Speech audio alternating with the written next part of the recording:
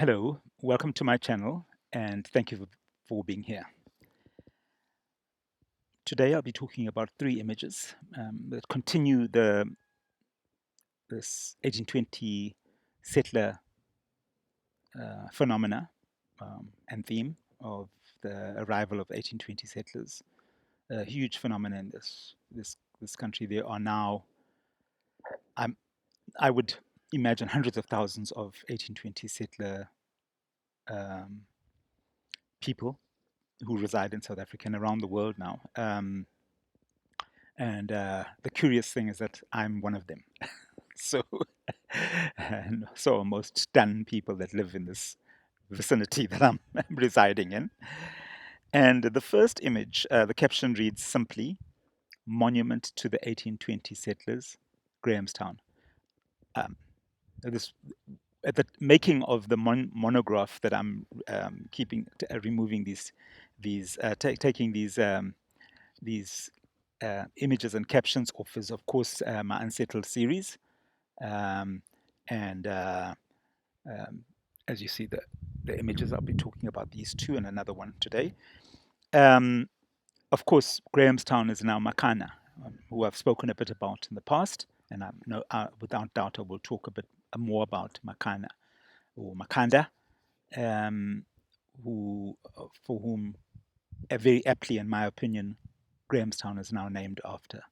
Colonel Graham was a despicable character that no right-minded people should uh, remember, except with with disdain that we should hold for him. So here, this image.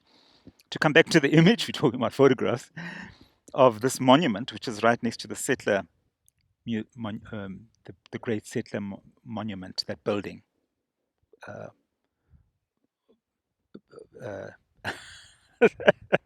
Adjectives escape me. I mean, it's just a horrendous building, in my opinion. Terrible piece of architecture, fitting in a way to commemorate this debacle, which was the 1820 settler arrival in South Africa, and shows this very gentrified family. This guy in his top hat and this woman in a bonnet, and you know, um, and their child. Um, I don't think the average settler. They may have looked like that when they came off the ships, with whatever pretensions that they had, but I don't think they looked like that, say, 20 or 30 years down the road, because the story of the 1820 settlers' early arrival, the first 50 years, is a horror story. In fact, Professor Julie Wells, who was then the head historian at Rhodes University, also another horribly, I hate to use that word, Rhodes, still, the university called Rhodes, another despicable character who needs to be placed properly in history. I'm revealing myself, but I'm an activist photographer, and I have a position, very clear position, that is against characters such as Graham and Rhodes and stuff and people like that.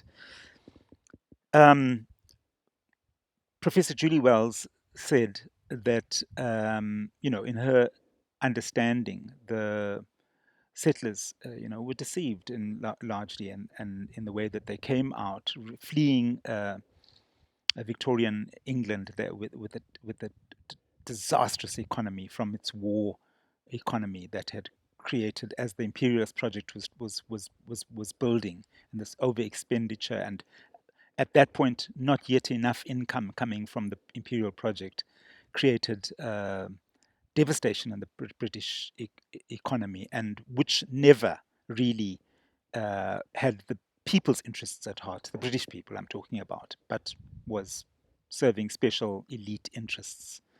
Um, I'm reminded just recently by some literature I've been reading that there was almost no expenditure in education back then. And if you read the writings of Charles Dickens, you'll understand what conditions were like in England, Great Britain. for the ordinary person was nothing great about it. And so the 1820 settlers were largely seeking new frontiers where they could be free of this, marginally free of um, this politics of austerity, um, where Britain was gearing up to become the factory of the world, shutting down factories that existed in India and China, and and developing uh, a hegemonic monopoly on production that continues to this day. And I count Britain as being one of the key uh, ideological drivers of the American policy of containing any threats to competitive threats to its society. It's a sixth a way of engaging and understanding and total abuse of power, which was begun in this period. So the second image, the caption reads, "Place of Parting of the 1820 settlers. A 2-meter quartzite monolith, assegai bush, one of the points from which 1820 settlers were directed to their allotments, Albany or the Zuurveld." So this place, it is signposted. You can find it. It's a remote little thing that you can easily miss on a dusty little road, um, just off the road from Makana to Port Elizabeth, probably about 80 kilometers out of Makana. Um, and A commemoration to these big settlement places that the 1820 settlers would be brought to coming out of Port Elizabeth, Algoa Bay, then into this and camping out in this place. And from there, they'd be directed, usually by Boers that had been residing, were familiar with the area, to using the latest technology there of mapping their allotments. A place in the, an godforsaken place in the bush, largely. Um, Far cry from the advertisement that they'd responded to in England of this park-like place that they were meant to be coming to, that was hostile to what they were intended to do there, which was to grow produce, vegetable produce, to feed the garrisons. That's the truth of the matter. And forbidden from keeping livestock, which would be a lure to the angry, uh, sharpened assegai Xhosa warriors, well well versed, who had just recently been ethnically cleansed out of the region that they were being settled in. So places, uh, the irony is that when I was billeted, for want of a better word, I fell into Providence. Happened just before I was coming to do my inaugural exhibition of this show, Unsettled. In the inaugural exhibition was in this Fort Selwyn in then Grahamstown, now Makana, and like 2 weeks before, I didn't have the means to get to Grahamstown and install my exhibition. I had visions of sleeping in my truck in that bloody cold festival period in Grahamstown, and an absolute misery. And suddenly this windfall came, and I was able to. I was given accommodation in this like re, game reserve resort just outside of Grahamstown, in the lap of luxury, uh, in a park that had elephants and, the kind of wilderness that reflected a bit of the wilderness that that area, the Eastern Cape that the 1820 settlers arrived in, had been like. And on my drives like in the morning, on my way into installing or opening the exhibition, I would encounter herds of elephants and think, Yes, like. So this is what my ancestors were lived with, lions and elephants roaming freely, huge herds of them. When you're not, I was in my 4 by 4 Land Rover, quite easy to encounter an elephant then, but if you were just off the British soil, not a hugely intimidating sight. So there's two sides to the coin. The last image also looks at commemoration, and the caption reads, "Monument marking the point at which 18 settlers crossed the Kawi River in present-day Port Alfred." So these monuments are all over the place. When you know how to, if you track them down, they're there, and they are commemorate.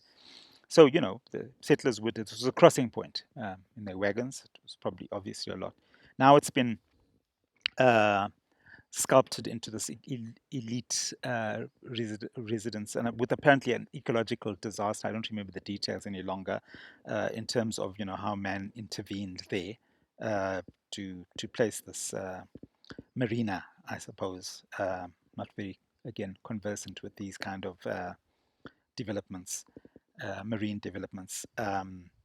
But yeah, just some of the markers that in the difficulty of trying to tell the story, having to rely on these things. But it does, I mean, I think when you look at the modernity, the contemporary architecture, and you imagine what it once was like, you can cross that divide and enter into the realm of imagination that helps you to, for yourself, understand the dynamics at play and the consequences of, because for every action there's a consequence.